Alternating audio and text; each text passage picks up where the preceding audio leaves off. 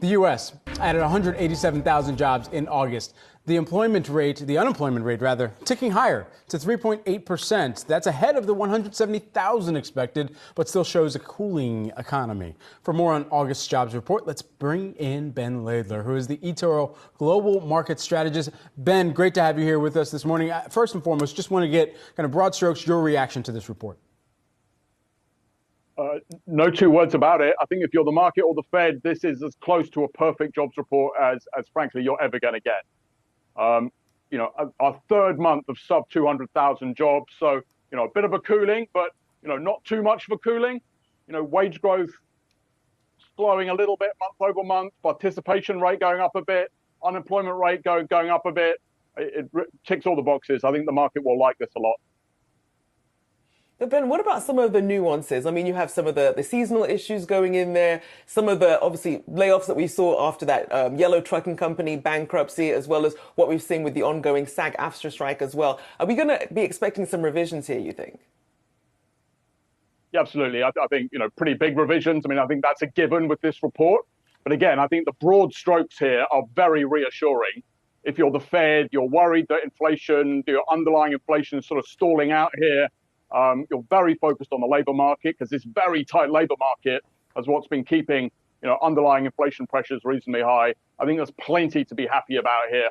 More people coming back into the, into the labor market, wage growth slowing a little bit. I think those are the big numbers. I wouldn't be too focused too much on the overall jobs number because, to your point, I think that will be revised pretty heavily. And so, to your point, Ben, markets are liking this report. Futures edged higher by, couple, not even tenths of a percent, I will say here.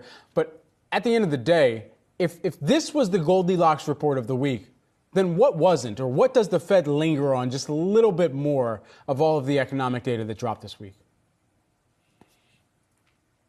Fed wants some reassurance, I think, right? We've come from 9% to 3% headline inflation. Core's been a bit stickier than that. That's enough for them, I think, to sort of pause this dramatic interest rate cycle, that we've had. We can argue about whether we're going to get another, 25 basis points or not. But basically, this is the top of the cycle. The next move will be down, but we're going to have to wait for that. And the Fed is going to wait.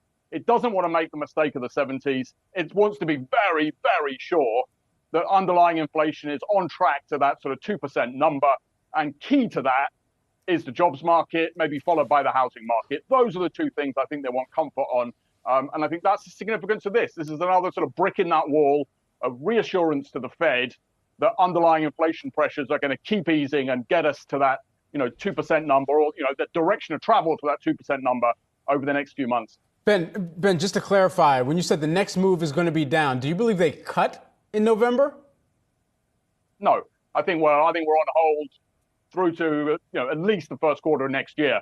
But I do think, the next big move for rates is going to be down. I think this debate about, do we have another 25 or not is a bit of a red herring when you've come, 500 basis points already. I mean, this is basically the top of the cycle. The next big move will be down. And I think, the jobs market will determine when that happens.